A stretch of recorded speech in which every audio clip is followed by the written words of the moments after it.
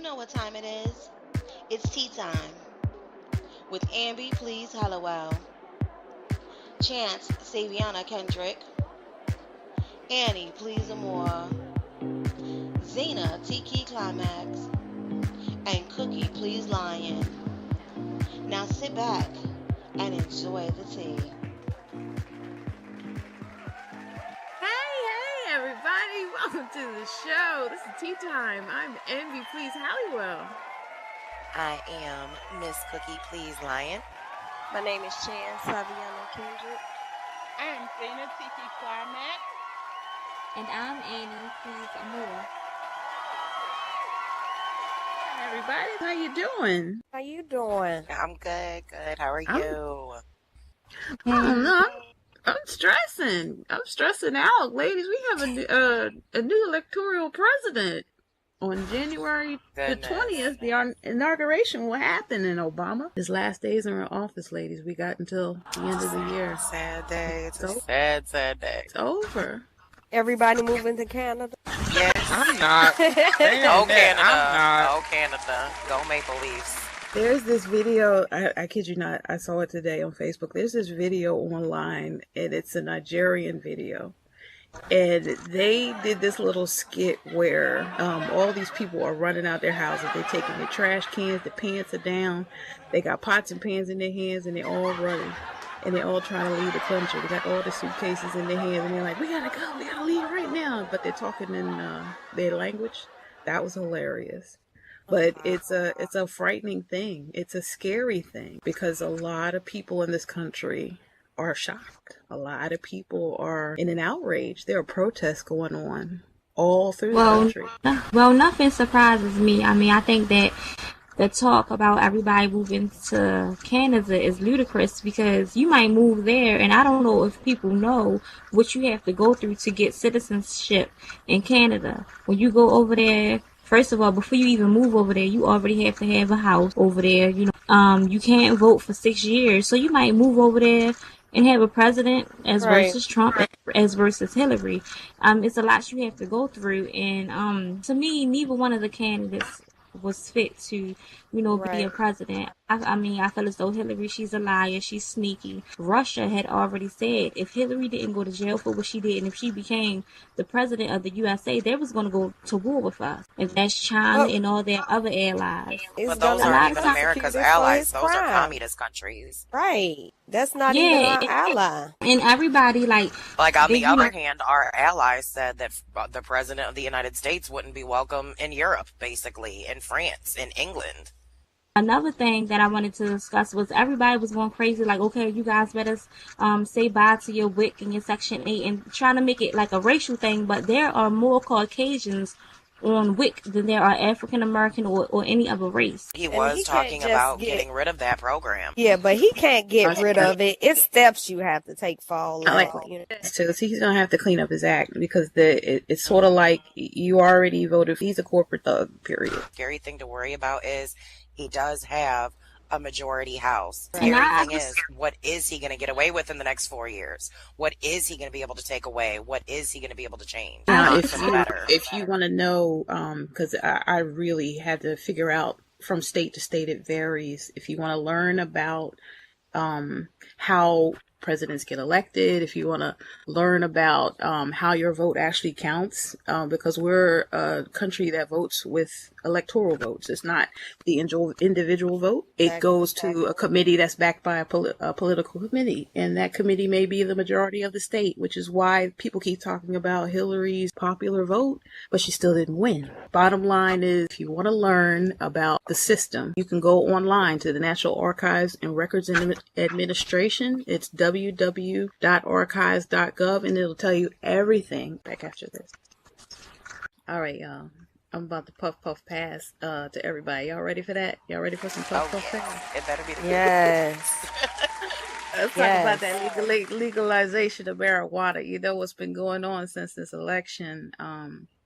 The president-elect may have taken that spotlight on election day, but the decisions about the legality of marijuana is on the line here. A lot of states are approving it. California is in. North Dakota, Arkansas, they're starting to move in to legalize medicinal marijuana. What's going on It in should your be state? legal everywhere. Alcohol is way more potent than weed. So I just think we should be able to go in the store and buy it like cigarettes. Now, do What you y'all think think? it should be like taxed though? They tax, yeah, I think they should Regulated. tax. Now, will it be And the I, same weed though? Is it going to be the same, or is it going to be diluted, or not what you pay for? Because it seemed like once the government gets a hold of it, once they get a control of it, everything's going to change and the quality's going to and, go down. But and they're I, not growing it. You still have the growers out here growing it. So I don't think it would be diluted. I think it'll actually come out stronger. going back to what Chance just said when she said that alcohol could be more, more harmful than marijuana. That is actually one of the pros of legalizing it because it will help with safety controls. Because when you're buying, weed off the street, you don't know what it's laced with and all the dangerous substances it may be made with. Whereas if you're getting, medical marijuana, that, it's not laced with nothing that's going to have you getting rushed to the emergency room. A lot of medicinal marijuana is targeted for things like chronic pain. A lot of people out there are in constant chronic pain. There was an episode on Dateline about this family who had a little girl that had constant epilepsy. And the state that she lived in, I don't know if it was Jersey, her parents, they refused, I think it was Governor Chris Christie, I think it was Jersey, and they refused to legalize it. So this family had to take their daughter and move all the way out to Colorado where it was legal, where they made a specific strain that helped her to no longer have seizures. The thing about it is, it's not that people don't want that. It's the pharmaceutical companies that don't want it. Because Exactly. then they will The lose out medicinal on money. purposes, the medicinal benefits of it Exactly. are ridiculous. They're off the charts. Like all the people addicted to painkillers and that overdose and die and everything else, and it doesn't even help them. The people with Exactly. cancer, the people with epilepsy, people with chronic migraines, pain.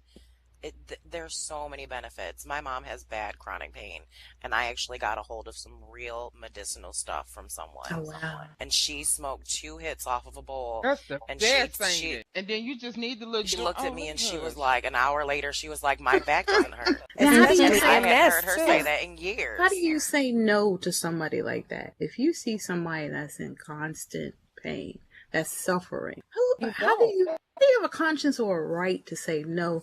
You can't have this that actually works, but yeah, please take our pill that doesn't work, and we'll have you keep going back to the doctor over With and over tons again. of side effects. Right.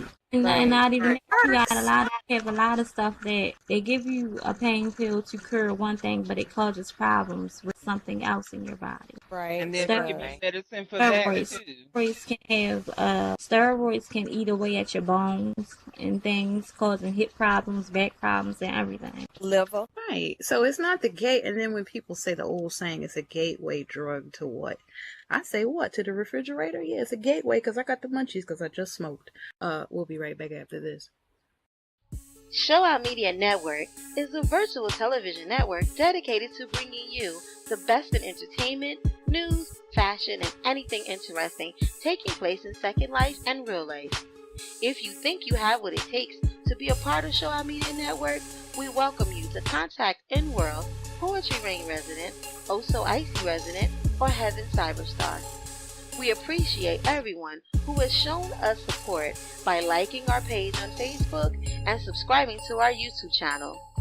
Make sure to keep tuning in for more shows and giving us your feedback.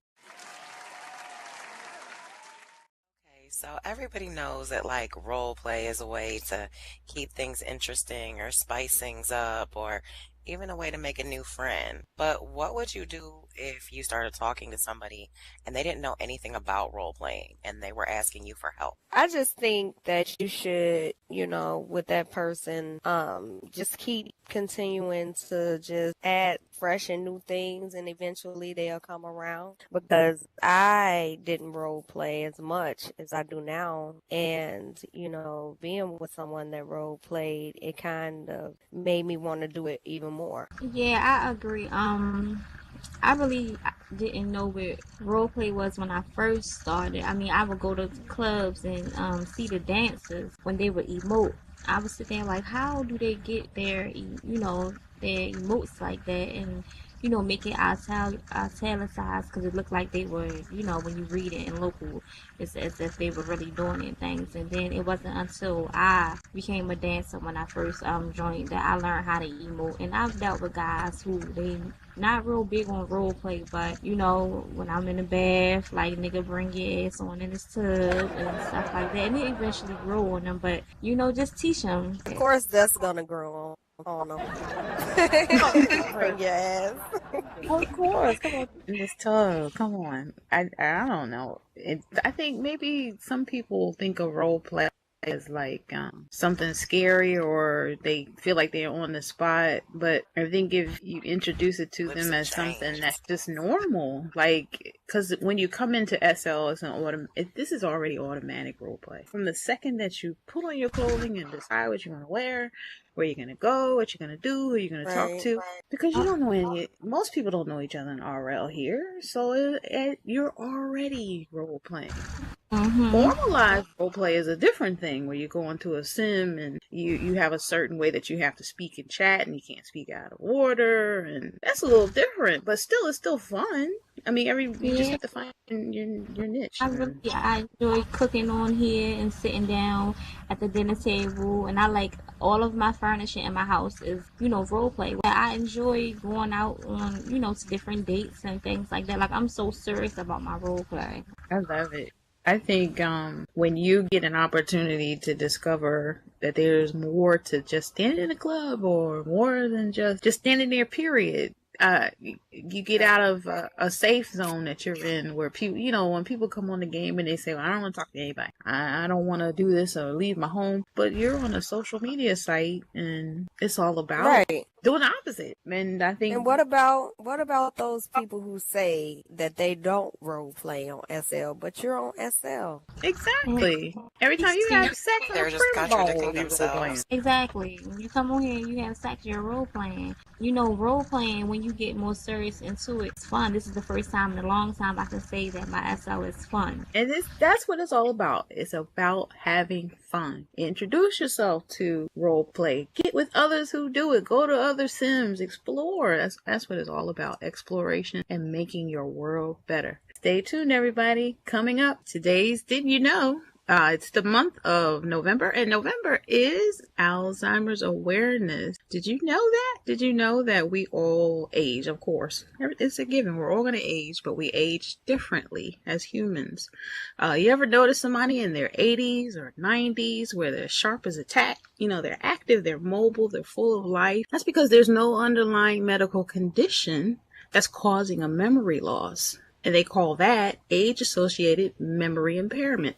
And that just means that it's a normal part of the aging process. Brain diseases like Alzheimer's and other dementias are different. Did you know that Down syndrome is a form of dementia? Now, see, I didn't know that. It's according to common material, a chromosome that causes Down syndrome to be part of the dementia category. It's called chromosome 21. They're developing new things and new ideas to help ease the Alzheimer's process. Alzheimer's is not something that's reversible. It's something, unfortunately, that many of us have either experienced. I personally have my father in real life who suffers from the disease. He's actually in stage 7. There are 7 stages to it, and he's at a point now where he still recognizes people, but the times and the places are all jumbled. And he doesn't call me his daughter, he calls me his sister. But I think that, as long as he's happy, as long as the person with the disease is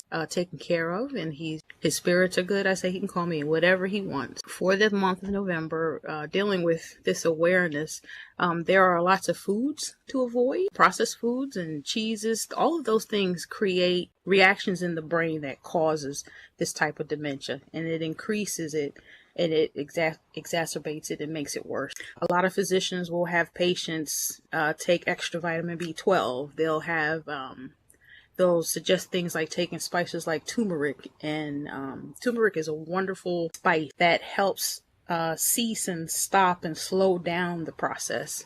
When your family member loses their memory, it's a slow process, and then it quickens up, and it's really vicious. How it affects our family is a big deal.